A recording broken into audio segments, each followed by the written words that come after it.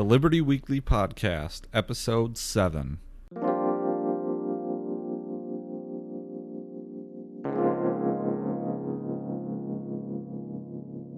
Let me point out for you something that a Tom Woods Show listener is doing, and I hope you'll support him in and check it out. It's Liberty Weekly. LibertyWeekly.net is the site, and as you can see, it covers all kinds of important libertarian topics, and some of them involve popular culture, and others are strict libertarian and Austrian economic theory, and the goal of the site is to take the entry-level to mid-level libertarian and help that person really absorb, understand, and be able to defend the key ideas of Rothbard and the other major libertarian and Austrian thinkers. So I highly recommend it, and again, it's libertyweekly.net, so do please check that out.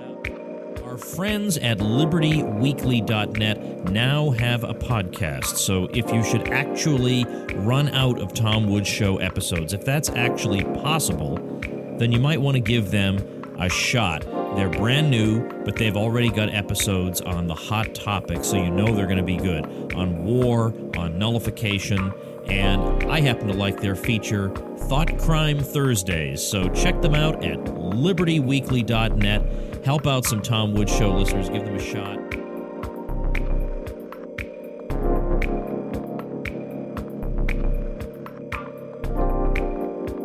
Hello, everybody, and welcome back for another episode of the Liberty Weekly Podcast. I am the show's host, Pat McFarland, and joining me, as always, is my co-host, Jerry McCullum. Thank you, Pat. Okay, so for this episode, first off, I just want to say that we got our spot on the Tom Woods Show yesterday. From where we're standing right now, I'm going to put in the audio in the introduction to this podcast, so you will have just heard it. But it was a really great spot, and we're really appreciative of Tom Woods for doing that for us. Actually, in the past day, we've had about 300 downloads of the podcast, and so we're feeling on top of the world over here. We're just loving it. So today is Friday. We're making this recording. I think that we've set up the schedule pretty well, so that we will be recording 2 episodes every Thursday or Friday. I will edit it up, and then I'll throw one up on Saturday, and then I'll throw another one up on Thursday, I think. And just because Tom Woods in that spot mentioned that he likes Thought Crime Thursdays, I think that that's a pretty novel idea, and I want to do more of it. So we're going to convert it into the podcast, and we'll be having Thought Crime Thursdays episodes almost every Thursday. But we'll figure it out. Yeah, we'll figure it out. But I want to have more of it. And so in this episode, we want to talk about secession and about what is it called? Or something a little tangential to secession. So specifically what we're talking about is the Chicago Forum on Global Cities, which is hosted by the Chicago Council on Global Affairs.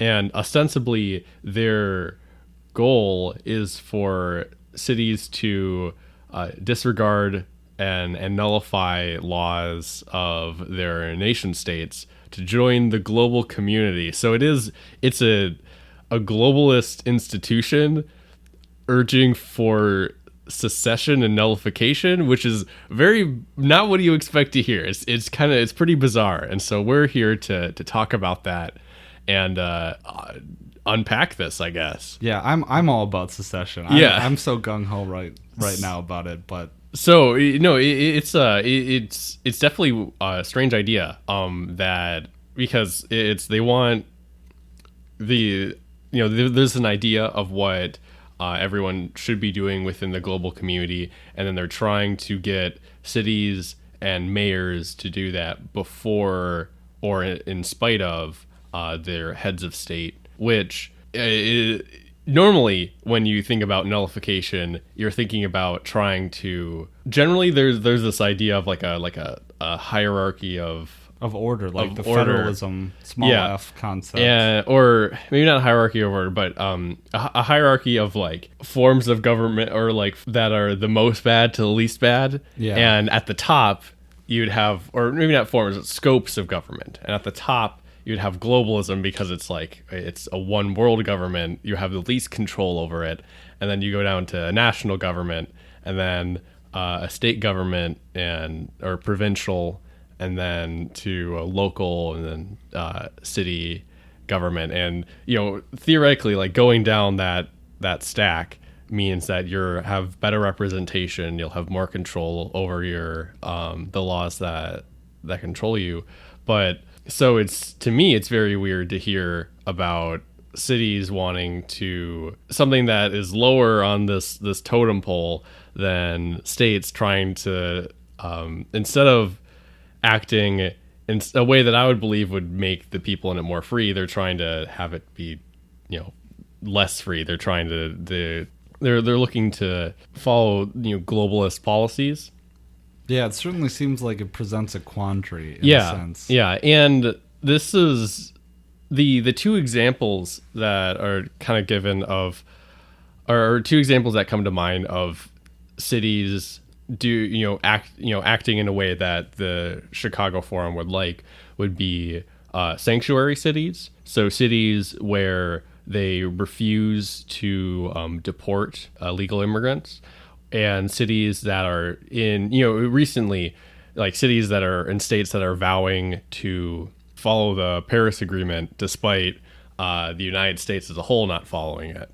And I think this is interesting because it shows that, in my opinion, every policy that is for globalism isn't one that's necessarily bad or against freedom, because this is a controversial topic within the within the anarcho-capitalist community, but I thoroughly believe that open borders are better or make people more free than closed borders, despite being in a world with states.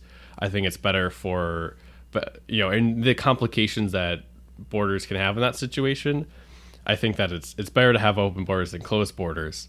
And something that people bring up often is that, like, oh well, if you have open borders and you have a welfare state, then you are inviting people to come into your state and they're stealing from you, they're taking all of your taxpayer money. And I think that is a poor argument, because the issue is the welfare state. It's not people moving in. And if you want to, you should be going to the root of your problem, which is the fact that you have a welfare state, not the fact that more people are coming into the country to make use of it. Now, it may be more feasible to prevent immigration than to get rid of a welfare state, but I don't think that means that's justified, even if one is a more attainable goal than the other. Yeah, and so I just want to frame this debate because we've stumbled upon the open borders issue. Yeah. And I want to frame the debate because right now it has been between, if you want to parse out the libertarian internet community, for lack of a better term, I break the libertarian, this is an aside, but I break the libertarian internet community up into two vertical levels and two horizontal levels. Okay. So on the lower vertical level, you would have the amateurs, for lack of a better term, and maybe we'd be part of this community. You have the people like your Anarchy Ball or your Liberty Hangout or these different organizations that have popped up of people making their own content. Would you say that's fair? Yeah, something that is they don't have history behind them, I assume is what you're saying. Or they're not professionals in the sense that they don't have the qualifications. Yeah. Like they're not a political organization. They're not like they're not professors or a think tank. They're just normal people like us, I guess, for lack of a better term. Mm-hmm. And then so on the upper level, you have the think tanks, and this would be not the think tanks, but the professionals, people like Tom Woods, people like Jeffrey Tucker, people like Fee or the Cato Institute or libertarianism.org or the Mises Institute, my favorite.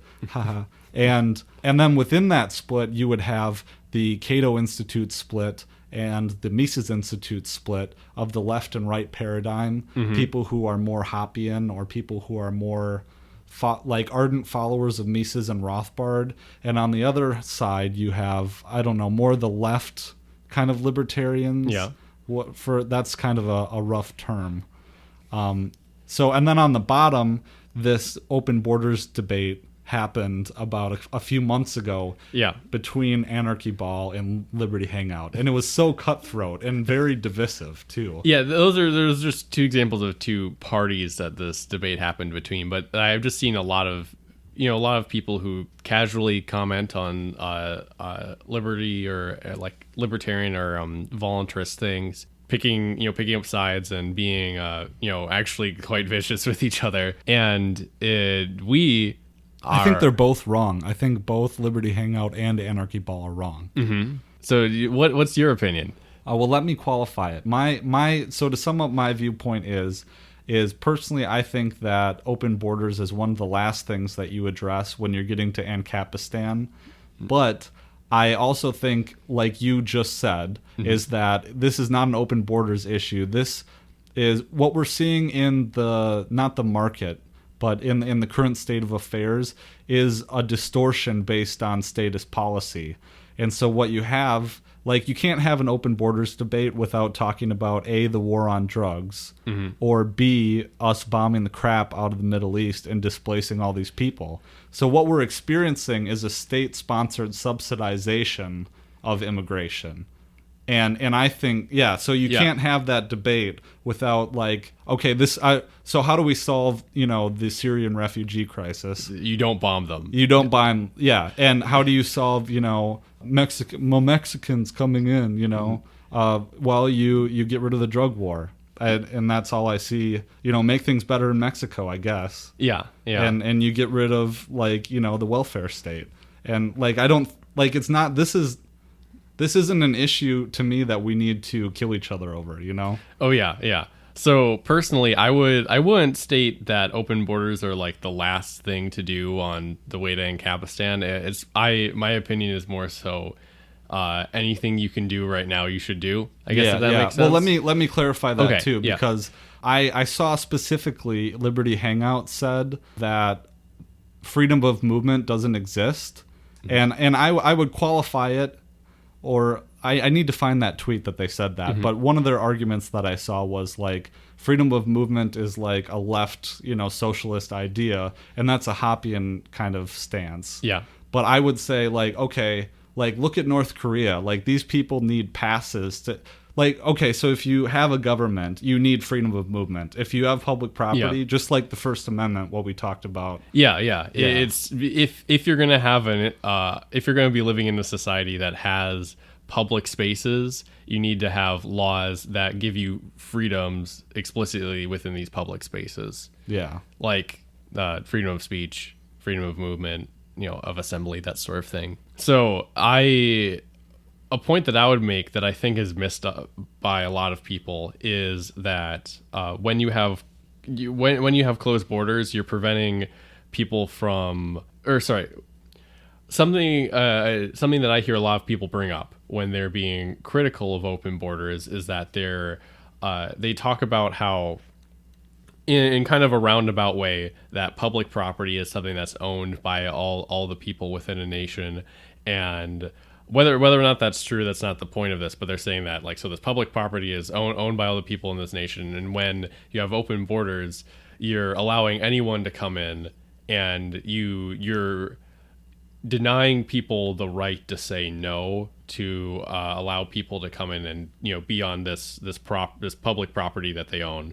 And something that if you take that all to be true, and you decide that because of that you need to have closed borders, you're now denying the right for people to say yes. So that's something that I think is really important, is that let's say that let's say I have a friend who lives in Mexico, and I can't just bring him here to the United States and let him live with me or work for me or anything like that without going through a whole bunch of bureaucracy and potentially not being allowed.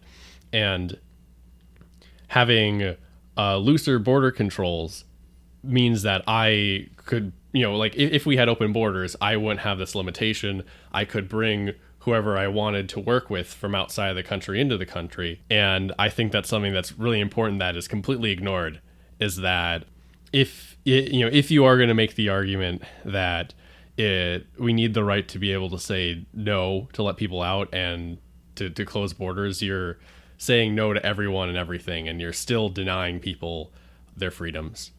And so I think that, I think that having open borders is closer to a free society than having closed ones, because you're more easily able to do business and to be with anyone that you'd want to.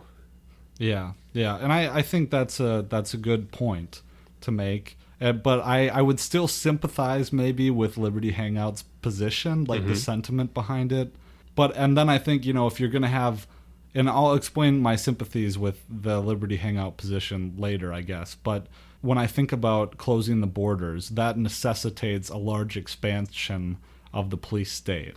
Yeah, Definitely. And one thing that's a lot more subtle and hidden is the abuses that are allowed to happen because to illegal immigrants because of the border controls. So this is something that I think is really important to acknowledge, is that someone who is in the United States illegally, people and someone else in the world knows of that, someone around them knows of this, they can use the threat of deportation against them to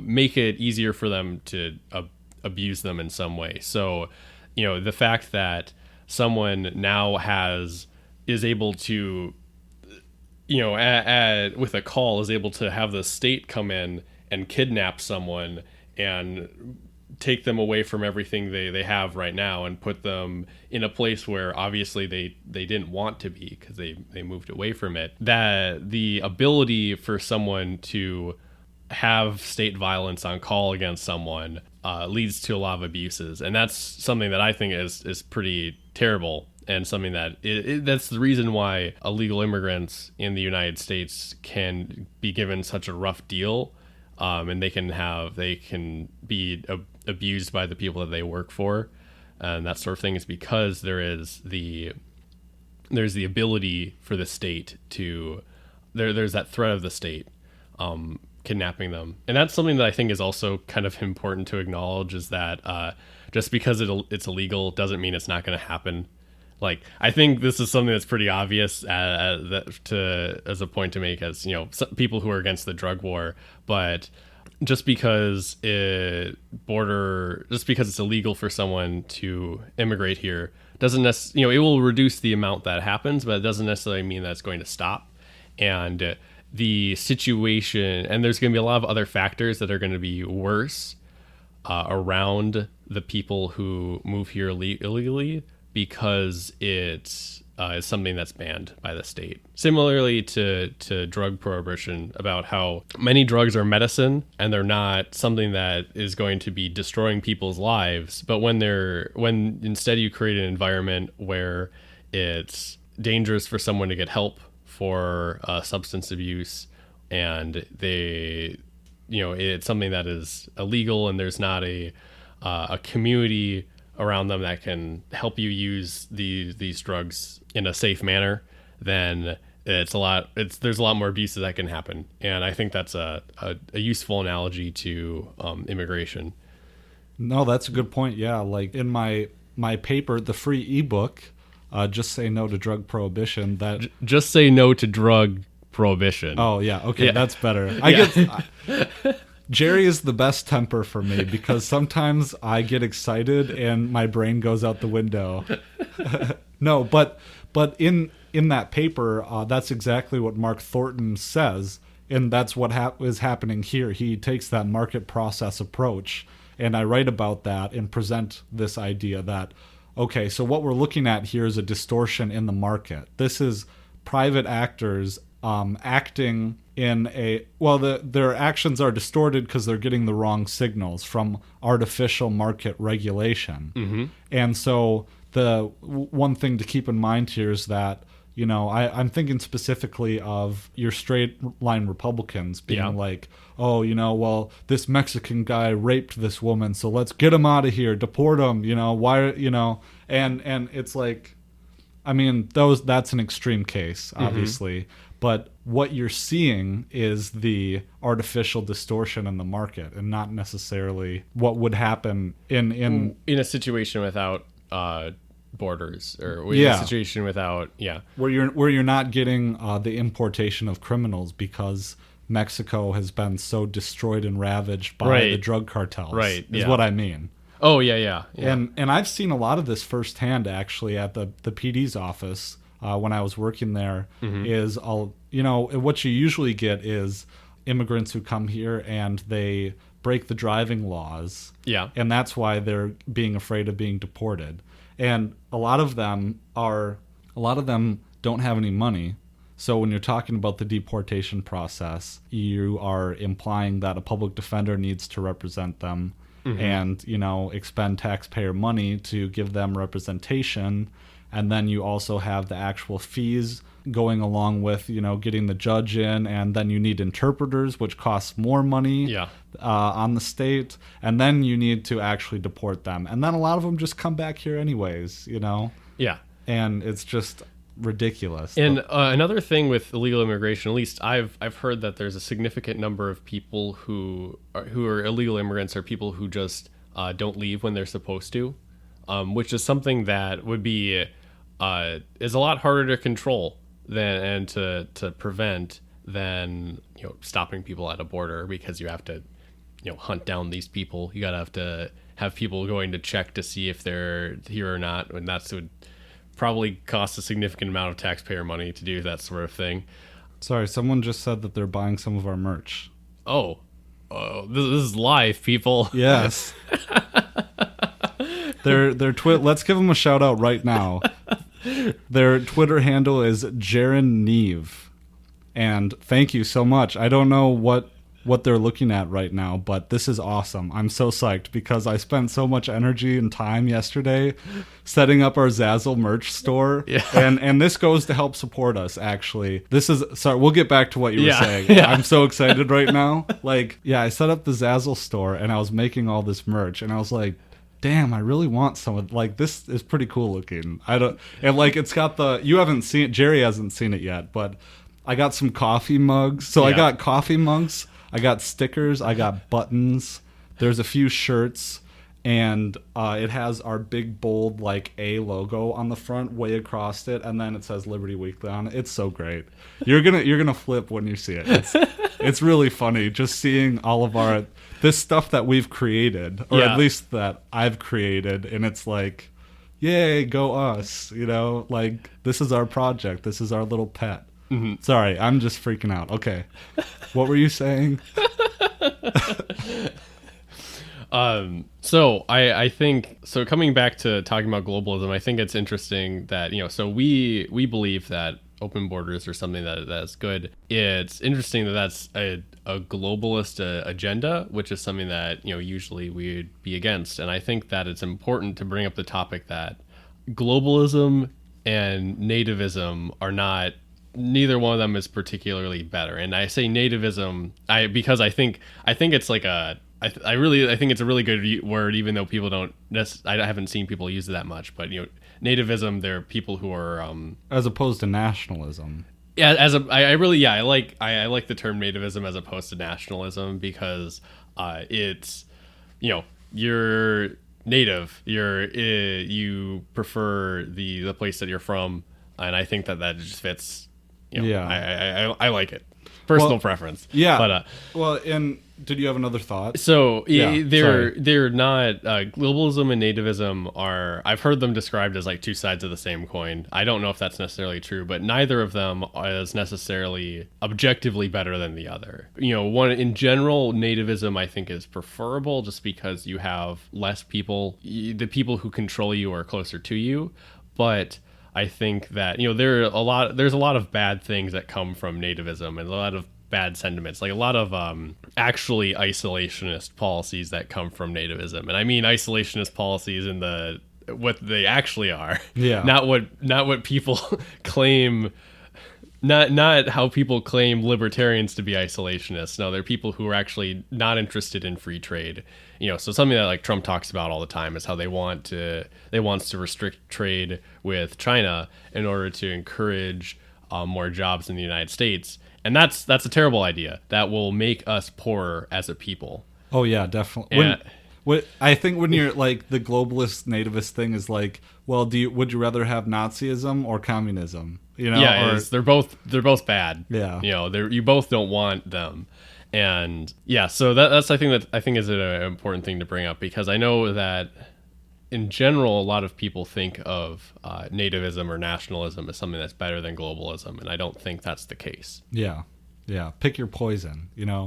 Well, let me take this opportunity to present the Liberty Hangout. What I are hopefully not a straw man of the Libertarian Hangout position. Hopefully not, but what I maybe would find sympathy for in the sentiment is so when you're looking at it from that point of view, having concern about quote unquote Western civilization, and our shared culture, and I know that we are individualists. Yeah. So, but or when in the sense that I think there is such thing as incompatible cultures. And when you are getting people who are opposed to Western values that are coming in a large, it's a market distortion, Yeah. If you had free movement, totally unhampered by the state, you would get people that would self-select and would come here because they want to be a part of our society. And it's not saying, well, it is saying, when you get a lot of people that have a culture that just does not mesh with Western values. Mm-hmm. That concerns me. I do have concern for that, and I think that's what they're expressing. Yeah. And at least what we've been saying before, and I believe what you say is that the proper solution to that is to get rid of these market distortions, which would be things like bombing Middle Eastern countries. Yes. Yeah. That's probably the big one. Like, please government, stop killing people in our name. Yeah. And then like having a welfare state is probably like the two biggest distortions that would increase immigration would encourage people to move from some place to move to a place where they don't know the culture. It's a culture that they fundamentally disagree with, because I would imagine that, even though if they're moving to a place that's more prosperous, and I'm sure that things are, and places more prosperous and less violent, I would think that they would rather move to a place that is closer to them culture-wise, because I imagine living in a Western country when you're not of the Western tradition can be extremely alienating. Oh, yeah. And this is speculation here, but I would think that people would prefer to move to a place like Turkey or, Kuwait, or some place like that, where it costs significantly less to resettle them. Also, yeah. And I'm not an expert on the Middle East, and I've been trying to read and educate myself lately. But I would also suspect that a large part of their radicalization also has to do with our meddling over there in the promotion of these radicalist ideas. Yeah, no, they're absolutely it's especially like drone bombing campaigns, because they have such high civilian casualties. But you give a really good reason for someone to hate Western culture when they perceive actors of that Western culture as killing their friends and family. Yeah. Well, I'm going to quote a Noam Chomsky sentiment here, even though I know I don't agree with him on a lot of things. Yeah. But there's some things he's astute at, and there's others he's just terribly, awfully wrong. But one thing he's astute at is describing drone bombing as a terror weapon, as a weapon of fear and terror. Because, just think about it. What if this happened in the United States, where, we would hate it. Oh, yeah. Like... It would be, you'd be fearful of large gatherings. You'd be fearful of walking around with something that could possibly look like a weapon. Like you've got an instrument case on you. You're carrying a violin or something like that. Like, oh, is that a weapon there? It looked kind of like it, and then just get blown up. Yeah, that'd be terrible. And it's a legitimate fear over there, aside from the United States, where you're more likely to die in a car accident than be killed by a terrorist. The whole terrorism fear is obviously fear mongering. Like statistically. Yeah. But over there, it's a daily thing, literally a daily thing, and we just don't hear about it because people in London matter more than people over there. Yeah. And it's like, Jesus. I wanted to touch on secession, though. Like in the beginning of the episode, I was so gung-ho to talk about that, and it wasn't on our docket, actually. Well, it was. I knew it was going to go there. Mm-hmm. But I'm big for secession, and Jeff Deist was just on the Tom Woods show today. Mm-hmm. And Jeff Deist is my hero. He's an attorney that worked with the Ron Paul campaign. He's the president of the Mises Institute. Either that or Lou Rockwell is the president, but I know Jeff Deist is the head of something over there. Something important. Yeah, he's a big deal. Wait, I have my issue of the Austrian here. Yes, Jeff Deist is president of the Mises Institute. Then what is Lou Rockwell? I thought he's the founder. That's right. Okay. I know the Mises Institute better than this. This is embarrassing. But when it comes to secession, I think secession is the only answer that we should be pushing for. Like, the main focus of what libertarians should aspire to posit is that we secede. That way, and I would even be sympathetic to these global cities initiatives. These global cities leaving their national governments to join the global one. Good riddance. Get the hell out of here. Yeah. Like, leave us the rest alone. Let's self-determine. If they want to go do that and have their own socialist utopia, they can get crushed under the boot. I don't care. Whenever I hear about after Trump got elected and there's all these people talking about like California succeeding, I was like, do it. Yes. Do it. Do it and form your own like single payer health care. Yeah. And then collapse under your own weight. And then you'll be an example to us all, hopefully. Yeah. Except it won't be. They'll be useful idiots still. To quote Stalin. God. I'm so saucy today. I feel like even I'm looking at all the times I've spoken, I'm like right up there. So, and when you talk about secession, I'm assuming you mean it more than just on a state level. You'd be talking about like secession of cities, of the communities, of the individuals. Counties, yeah.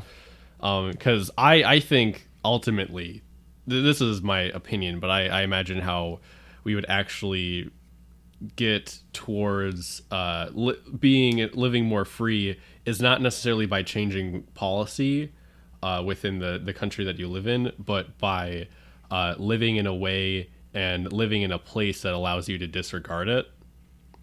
So instead of having it be that there are no laws saying that you can't do something, it's getting yourself in a situation where those laws have no power. And that could be in a situation where, state actors are afraid to come where you are, or they know that they're going to just be harassed and they have, they have no sway there. I know the example in your mind. Tell it. Are you talking about Freedom Ranch? I mean, yeah, that's an example. I remember this is something that a ranch that Adam Kokesh owns, and he said that within that area, this was a story that he told, was that there was an inspector, I think it was a property tax inspector who was driving into this area, and people were like shooting over his car, I think. So, they were hearing like the crack of like supersonic crack of bullets, and then he got scared enough to turn away, which, I mean, I don't know how moral that necessarily is. Yeah. That's something that I'm because I think that probably is kind of crossing the line. I wouldn't try it. But it is, it's impressive. It's definitely a way to get a state agent to leave you alone without necessarily harming anyone, I guess. I don't know. That's something that I'm a little bit conflicted about, whether or not that was the right thing to do. But I definitely kept a state agent from bothering people. Another example of that I remember is I just remember watching like a YouTube video of some I think it was food health and safety inspectors who came to Porkfest, and there was just a crowd of people who showed up and just harassed them until they left. That's awesome. And it, and they came to there's a they actually went to one of the food trucks there, and the guy were just like, what, go away, and that made me feel good. That made me feel good inside that they were that they were able to just make them leave, instead of being able to. I'm not sure, if they would have been able. If I don't know if they were looking for checking for licenses or stuff like that, or if they're going to be there to nitpick minutia of things, because I don't know. I work in I work in a retail store, and I know we absolutely do not follow. There's so many safety regulations that we do not follow. And that's just because we can work a lot more efficiently because of that. And, things like keeping fire aisles clear, and you're supposed to have 3 feet of space between things at all times so people can move around, and you're supposed to not have things in front of electrical boxes and stuff like that. And it's more safe in your situation, if you're in a situation where that's not the case, but we're also working less efficiently if that's the case. And it's funny, whenever this is something that I think is particularly telling of how the industry views, at least the industry that I work in views government regulations. But we have a list of this is something that I don't have to interact with, but something that are the managers within our company have to know, is that there is a booklet of different emergencies that happen within the store and what to do when they happen. And so the list of emergencies is things like earthquake, fire, someone's injured, robbery, Earthquake that sort of, in Minnesota. Yeah. And then one of them is also OSHA visit. Oh, which is hilarious. And it absolutely is. There's people coming here who's threatening to they're going to shut down a business if they don't, if they find something that they deem fine worthy. They're going to be demanding thousands of dollars from this business or shut it down with force, and the first time that I saw that, it made me laugh really hard. That is hilarious. Wow. Well, but another thing about secession too, though, is that like when I said earlier that I view secession as the key issue, I do. But I also would take Ron Paul's position and say that our work is done. What we need to be focusing on as the state crumbles into itself, the American empire, when people start to realize that in a lot of ways, on the governmental side at least, things are not as good as they used to be. And I don't mean technology, because obviously that's always improving. Yeah. But when I mean when the roads are becoming impassable because they're so potholed, and when your premiums are so high that you can't afford anything, and when everything has become more of a circus than it already is, I think, and when the American empire finally breathes its dying breath, and fragments, I think our job is to be there with the message when that happens. And so, I think this is the thing that actually concerns me the most, is that if you have a time of political strife, is what direction is the narrative going to go in? Because I think of places, in places that have political revolutions, there are always a number of factions that are all trying to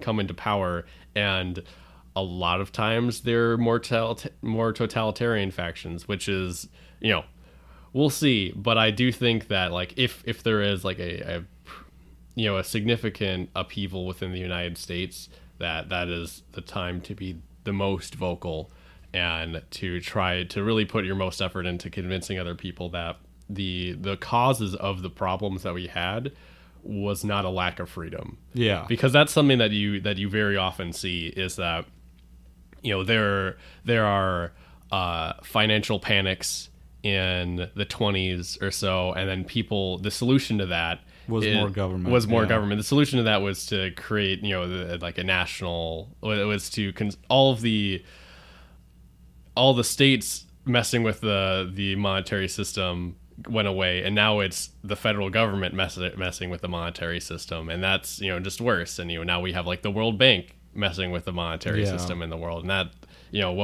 instead of going backwards and reversing, getting rid of institutions, they instead create more institutions, and that's something that we hopefully want. That's the thing that I'm the most afraid of. Yeah, that would be the big question, I think. Yeah, it would be like, instead of repealing Obamacare, it would be instituting single-payer healthcare because Obamacare is so bad. It's that sort of thing where people don't realize that the reason why it's bad is because of the state intervention. I'm afraid that the elites and the globalists are so good at playing 4D chess that everything is falling into place. That's my fear, is that, like, we know how inept central authority is when it comes to a lot of things. This is how I've described it. Whenever, if you're talking about something, mildly conspiratorial, someone will be like, but you think the government's inept? And it's like, no. I think that they have no incentive to provide services for us that we actually want. Yeah, that's. But they have every incentive to care for themselves and to keep their own power. And to get power, they are very good at that. Yeah. Yeah, and so like you admit, of course, like the roads are bad and stuff like that because they don't actually care. They don't need to have the roads be maintained. Or whatever institution. The healthcare doesn't need to be a system that actually works in the country. You just need to believe that they're the solution to it. Yeah, that's important. True. Yeah, and actually, the reason I mentioned the roads is because I just wanted an excuse to rant about how bad the roads are in the cities here. And seriously, on the way here, there's a stretch on the way to Jerry's house, because we do the recording here. Yeah. There's a stretch of, it's like a weird, one of those access roads that's on the side of 280. Mm-hmm. And it's so heavily potholed. Sometimes there's standing water in it. Wow. And I think the last 2 or 3 weeks that I've come over here using that route, there are these, the big orange cones. They're not cones, but the big ones. Yeah, they're like big cylinders. Yeah, the cylinder ones, and they've just left them there, and they've just been left there, and there's no equipment there, and some of them have drifted into the actual lane because it's cutting off an entire lane, but some of them have actually drifted into the actual lane, so it's impassable almost. Wow. And I rage. And I saw a video on Facebook where this guy was driving through these country roads, and it was one of the most potholed roads I'd ever seen. And it was like going to Peru or something. And he was raging about it, and he was stomping in the puddles, and he was like, "Fuck!" And it was hilarious. Maybe I'll have to find it. But yeah, I mean, I've the route that I take actually isn't that bad, but I'm on a bicycle, and there definitely are things where I'm jumping over a lot of stuff. Oh, really? Yeah. And there's this weird stuff at the corner of the street that I'm at. There's just a whole bunch of rocks in a corner in the street. It's kind of weird to me. I don't know where they came from, because they're obviously landscaping rocks, and they're just in front of someone's driveway on the ground, and I just jump over them every day. It's just really weird. How did these get here? Well, and so if you live in the cities, you know that there's this build-up trend around the University of Minnesota campus of these luxury apartment complexes. Yeah. And they're all the same modern style. You know what? If you live in the cities, you know what I'm talking about. Yeah. And I guess they're going up all across the country, but they're all student housing. And I just always think this is the distortion in the market. This is the because they're all empty. Yeah, they're just luxury apartments that no one lives in. Yeah, and are they empty? Not all of them, but what I've heard is that they're not really occupied as much as they should be. Okay. And I believe that a lot of them are being, the people that do end up living there are. This is something I think is pretty neat. That I've heard about, is that there's a lot of very a lot of people moving in, particularly from China, I believe it is, but there's a lot of very wealthy the sons and daughters of very wealthy Chinese, I'm assuming businessmen or politicians in some way, that their sons and daughters come to the United States to get a degree. And I had a friend who used to be a manager for an apartment, and you could always tell. He said that you could always tell who they were because they would pay the year's rent in full at the beginning of the year, because it's not their money. They have someone who's a millionaire in across the Pacific Ocean who's and that's probably another bubble. The whole Chinese economy is a big bubble. Yeah, there's bubbles everywhere. For sure their construction market is, because there are this is something that I think is fascinating, and so when I learned about this, it was so incredibly bizarre. But there are GDP quotas in China. Like, I think they're provincial, is the level that they're at, and so these provinces, they need to their GDP needs to meet a certain point, and how they do that is through construction work. And so they build all these there are cities and tons of infrastructure that is built in order to boost these GDP numbers for vanity, basically.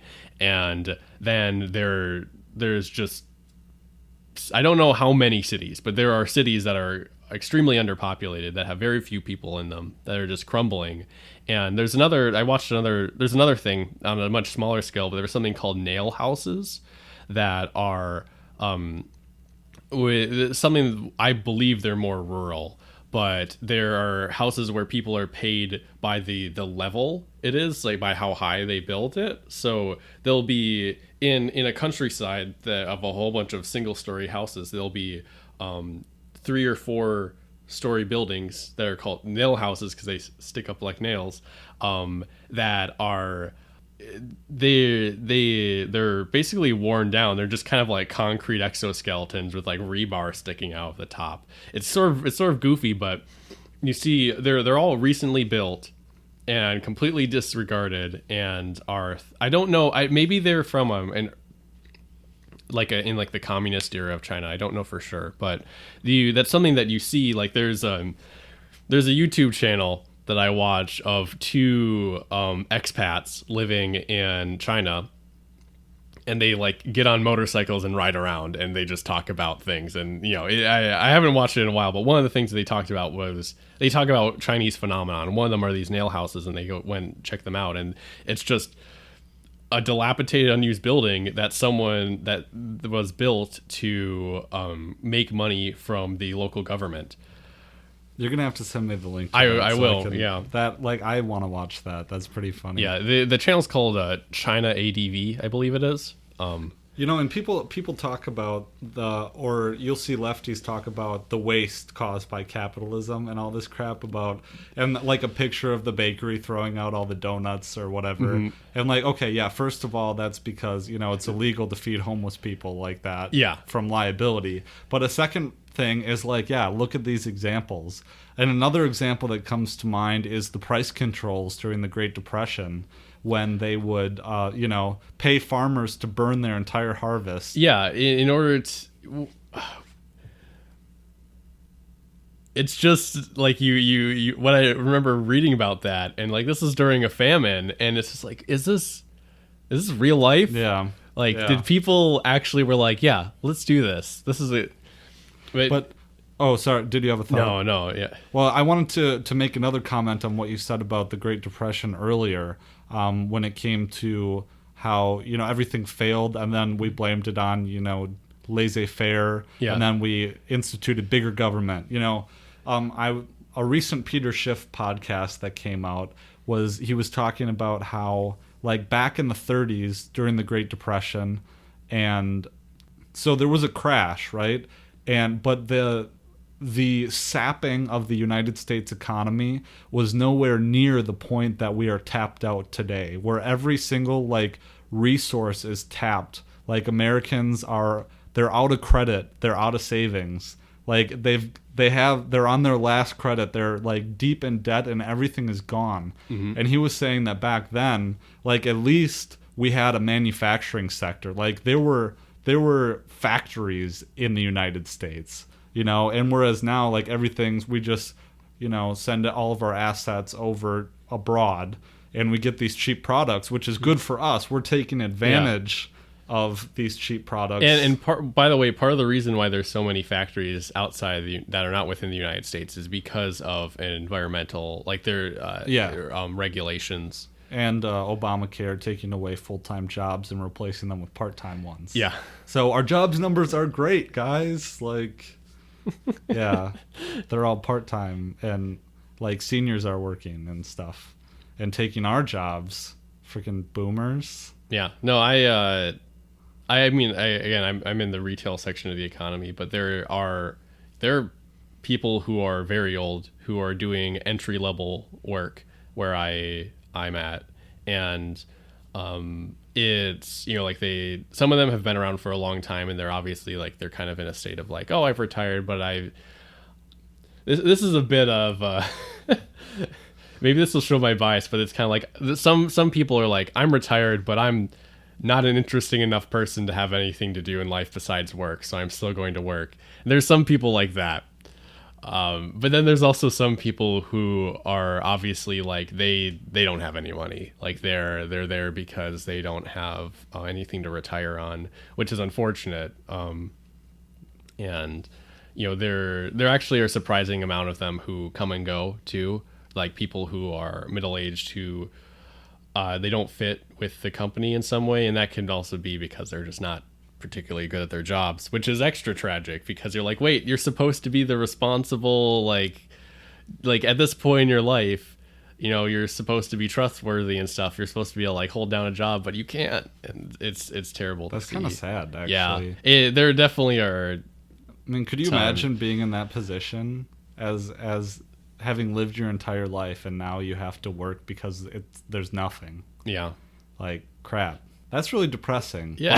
But, I also wanted to touch on, we were talking about, I don't know, you said something about secession, and I just wanted to talk about in the wake, this relates to the Great Depression thing, in the wake of the fall of the Roman Empire, and if we're talking about the entire United States kind of empire crumbling into itself, like...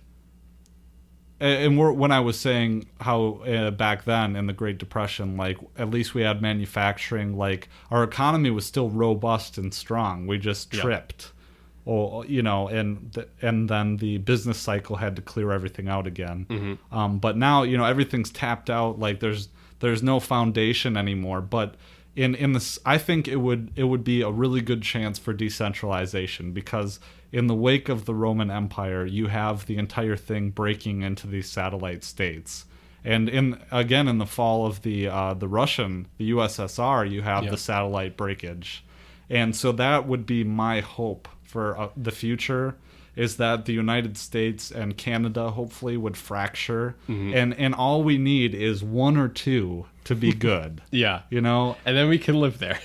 and Murray Rothbard talks about, I think it's him, talks about how beneficial, in fact, the Western tradition being so laissez-faire and producing your Enlightenment thinkers like John Locke was because of the decentralization that was caused in the fracture of the Roman Empire that lasted in Prussia even until the 1800s, and establishing that tradition. Yeah. So I'm less optimistic. I'm not optimistic, but that would be my optimism. Yeah. I personally don't expect the United States to really balkanize, because I think a lot of the United States empire, as it called, is through proxies. So it's it's people who are doing things for us, and so I would expect that, looking at a map, the downfall of the American empire would not be something that you would actually see on there.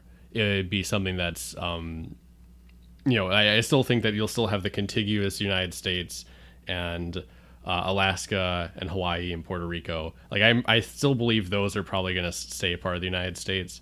I mean, it depends on how bad things get, but I just think that there'll be a whole bunch of all the countries that act for us will no longer be doing that in our interest. So Yeah. that's my guess, which is, that's not exactly what I want. Yeah. But Well, I'm maybe I've been listening to too much Peter Schiff, but I'm a perma bear. Like I'm seriously very convinced that there's going to be an economic crisis like that dwarfs anything that we've ever seen before within the next 10 or 20 years, I think. And I'm a lot more skeptical just because people have been saying that since the 70s. that's true. So but I don't pay that much attention. It's not something I know enough about. Yeah. But I am a lot more hesitant. Yeah. Well, and I would think that's a testament to how big the crash is going to be, because it's astounding to me that we've lasted this long based on our, and it's all about the confidence in the dollar, and the petrodollar is what we were talking about earlier, I think. But yeah, no, I think that a collapse in the U.S. in the U.S. economy will. I think there's a good chance that it will happen because of a loss of U.S. hegemony, and like a loss of the a loss of the United States having control over control over the oil within the world. Because I don't know if you don't know about this, because this is something that I think is really important to know, is that when I talk about the petrodollar, what that is it's saying that the United States, the USD is in a sense is kind of backed up by petroleum, because the majority of the petroleum in the world is sold in U.S. dollars. Through countries agree to do that, and whenever a country starts talking about not selling petroleum products, they talk about like not selling it in the USD, then that government becomes destabilized and gets replaced with another government that is sympathetic to the United States and does want to sell oil in the USD. so what are some examples, like Libya Libya or Iraq? And that's why I would say there's been a lot of people gunning to deal with Syria, is because that they're no longer US friendly, and so that's something just to pay attention to, is that all those countries are they're selling oil in USD because the US is kind of giving them a carrot or a stick. It's like either we're gonna kill you if you don't sell oil in USD, or you can like be our friends and we'll give you weapons deals and things like that if you do. Yeah. You need to listen to more Peter Schiff, because like a lot of the things you're telling me are things that he addresses. I think particularly with Eastern countries buying American bonds and how we're kind of propped up that way too. I gotta find. So you can listen to any Peter Schiff episode pretty much, and basically you'll get the gist of our situation. Yeah. Because what he does usually is he says the same thing over and over again, and then the different things are with like, oh, this is what happened in the markets, and then Bitcoin sucks. He talks about, but see, Bitcoin is doing pretty well though. It's a bubble. It rebounded. Is what he says. Did he? Yeah. Well, I don't know, Or but did just looking at prices, like it's up really high right now. Which makes me skeptical. Yeah, I'm kind of kicking myself that I didn't buy stuff sooner. I'm not buying anything right now because I'm waiting for it to crash. I'm hopeful. I don't want it to crash, but if it crashed, I would buy some. Yeah. I don't want it to be. I want the currency to be a lot more stable, because it'll become a better currency then. But if it does, I'm gonna be buying some. See, I'm waiting for crypto to be backed by gold, and if someone and this might have already happened, but if crypto becomes backed by tangible assets like gold, then I would be more convinced. This is something that we've talked about before, but I think that it's something that could potentially be useful. But I think that it is you're taking a step away from what makes cryptocurrency so great when you have it backed by gold, because you have to have a physical location to store that gold, and that centralization creates a target. One of the things that I think is so great about cryptocurrency is that it's something that cannot be no-knock rated. Of course, like you can no-knock raid like the developers who are working on it, but you can't make the currency go away without going after every single computer that has that particular currency installed on it. Yeah. And that's what I think it's so valuable about. So I personally wouldn't trust a gold-backed cryptocurrency, at least in this day and age, because I would be thinking of I think the Liberty dollar, and how I would be expecting them to be rated by the FBI. Oh yeah. For fraud or something like that. If you think about it that way, yeah. But the problem I have with crypto is that it doesn't have intrinsic value. And that's something that makes good money good. But if you're talking about crypto as a speculative asset or crypto as money, I mean, right now crypto is something that's speculative, but I think the ultimate goal is for it to be something that is not. Oh yeah. But I don't think it would be adopted as money until it had intrinsic value. Then again, we have the fiat dollar system. Yeah, well, I mean, which is enforced through. That's true. Through violence, though. Yeah. I think that I think it makes a significantly better currency than something backed by gold. It would be because of the basically the lack of infrastructure that it needs. It just needs servers. And for it to be running on people's computers and that sort of thing, you don't need to have a building housing all of these resources, for people to be able to, reclaim them for that sort of thing. And yeah, that's why I personally shy away from I don't think that cryptocurrency needs to be something that's backed by gold. Well, I really, to be honest, I don't know enough about it. Like, I hear what Peter Schiff says, but to take his position would necessitate me to really know a lot about it, and I really don't. And as you've mentioned before, like Peter Schiff owns a gold business. Yeah, but in his defense, he just recently started selling gold, and gold makes up a very small percentage of what his business is. Like he's a portfolio manager, and so a lot of what he does is he invests in. Well, he does do the PM, the precious metals, but he also does a lot of emerging markets and stuff like that, and so that's primarily what his business is. But he said he started a gold business because a lot of his clients were buying gold and they were getting ripped off, and so to better serve his clients, he started a gold business. So in his defense, but there is the conflict there of interest. Yeah, it's just like I just imagine this is how what do you say when you're like asleep? You're just like, Peter Schiff. Oh, that hurts. Bullion. You sound like my wife. I am a gold bug. I guess it's because, Rothbard has had a big... I wonder what Rothbard would say about cryptocurrencies if he... But another thing Peter Schiff brings up, though, too, and I don't know. I like Peter Schiff. Yeah. He was one of my first influences in the... I've learned a lot about the financials from him. But another thing he says is that the problem with Bitcoin, too, is that it's not just Bitcoin, is that there's hundreds of different cryptocurrencies out there, and each one is better than the next, and I don't want to straw man him.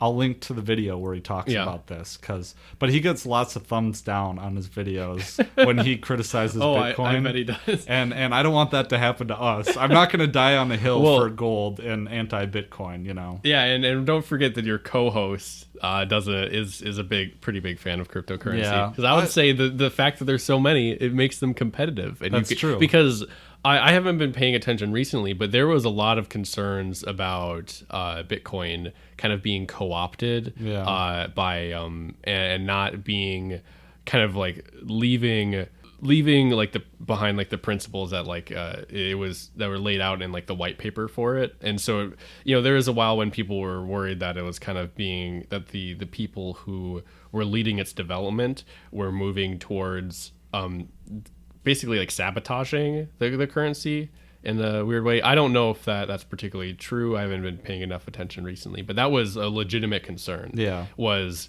the short story of it was that in within Bitcoin, there's kind of in a sense, you kind of vote on how the currency should be developed, like which new versions of the currency should be established, which new versions, which should the next patch that's been put out be something that is spread out through the entire network. Oh, like the new hard fork. Yeah, and this is information that's like, I don't know, like 6 months old, and I apologize for that, listeners, but there was the majority of the people who had that ability to vote were Chinese, and they had a vested interest in preventing the amount of information that is in like bytes, the amount of information that is moved on the Bitcoin network, because they're behind the as it's called, the Great Chinese Firewall.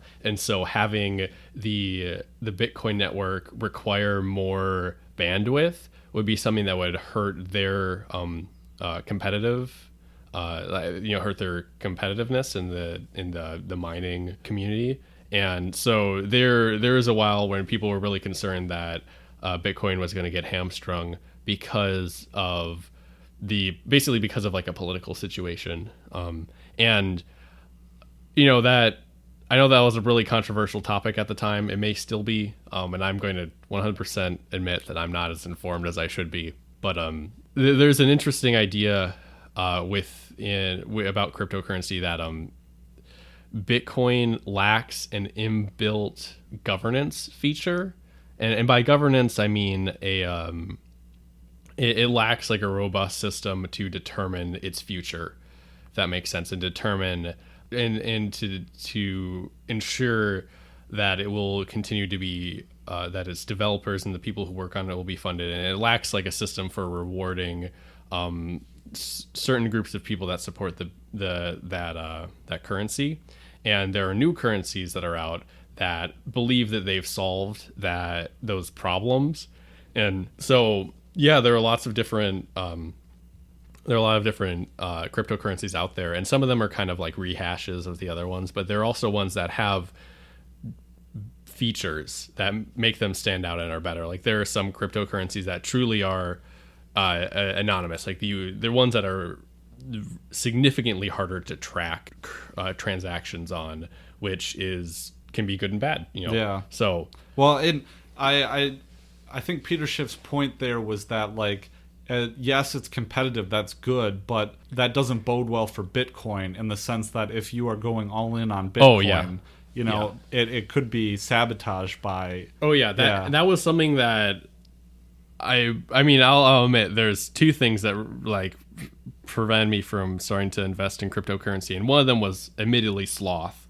And then the second one was that it's a pretty complex situation, and at the time there was a lot of people worried. At least the people that I was paying attention to were really worried about Bitcoin and about it taking a dive, basically. Yeah. Like the not the price of the currency, but the infrastructure supporting it falling apart. Oh, really? And and I don't know if those concerns are still an issue right now, but that was a reason why it was very obvious that if you spend a little time looking into things, that it's not as simple as just buy Bitcoin and you'll be fine. There's a lot of situations. It's a complicated market. Well, I'm not anti-crypto. I mean, like, I'm not... Yeah, it would be false to say I'm anti-crypto, because I'm not... Like, I cheer on cryptos. Like, I think they're exciting. Yeah. But I tend to be on the gold side. But, I mean, I myself... I got in on Steemit. Remember a few months ago I came in and I was like all about Steemit? Oh, yeah, yeah. I'm still on Steemit, but from the stuff that I was posting on Liberty Weekly, I got Steem, and now it's accumulated, and there's like $2,500 on there, right? I mean, in Steam. Yep. But I want to sell it, man. I've been like powering down. I want to sell it for Bitcoin, and then I want to cash out because I got bills to pay, man. Mouths to feed. Mouths to feed. Just 2 mouths now. But so we're approaching an hour and 15 here. I try and keep episodes to about an hour, but we got on that Bitcoin thing. Yeah. So don't unfollow because I was critical of Bitcoin. I will defend cryptocurrency no matter what Pat says. I'll attack you. No. I cheer it on just as much as everyone. It's exciting. So just in closing here, I wanted to rehash some things, especially for some of our new listeners out there. As I mentioned before in the podcast, I got real excited because someone bought some of our merch off of Zazzle, and I got to give it a plug because I spent a lot of time creating all this merchandise, and I think it looks real cool. Like, we both got our hats here. Yep. And I wear trucker hats every day. It's my style, and it was really cool to have our logo splashed across stuff. So up there we have like men's and women's baseball tees. There's men's and women's shirts. There's stickers. There's buttons. There's a poster. There is hats. There's coffee mugs. I'm a coffee mug kind of person. Yeah, I really want to get a coffee mug. They look real striking, and I'm not just saying that. I really want one, actually. So I'll include a link to our Zazzle store in the show notes. And these hats, I've gotten quite a few hats from Zazzle, and they are like my favorite brand of trucker hat, actually. They're good quality stuff. You've had one with Murray Rothbard on it for quite a long time, haven't you? Yeah. Yeah. So, and a reason to help us out here is that we need to renew our web hosting for the Liberty Weekly site. And with Bluehost, it's like $100 plus. And it's a lot of money for poor young kids, I should say. Another thing is if you're a new listener, I would very, very highly recommend joining our email subscriber list. I send updates for every episode, and I include anecdotes about some extra goodies about what's going on. I sent an email about the Kathy Griffin affair and saying that, it doesn't matter. She's just stupid. It's distracting. So you get some of those anecdotes there, similar to what Tom Woods does with his email list. And as always, do not forget, please subscribe, rate, review us on any platform that you're listening to these sounds. We had a subscriber, H. Reardon, gave us a plug. If you rate, review us, we will give you a shout out on the show. We really appreciate it so much. It makes our day. In fact, what he said I assume it's a he, but what he said really made our day. So yeah, it felt great. Yeah, thank you. It felt real great to know that we're appreciated and that people like what we're doing here. Oh, and another shout out to our first Zazzle customer, whom I mentioned earlier in the show here. We really do appreciate you picking up some of our merch. Jerran Neve is his or her name, so thanks again. But thanks to all you in the audience. Thanks for joining us for another episode. We'll see you again next time. Thank you.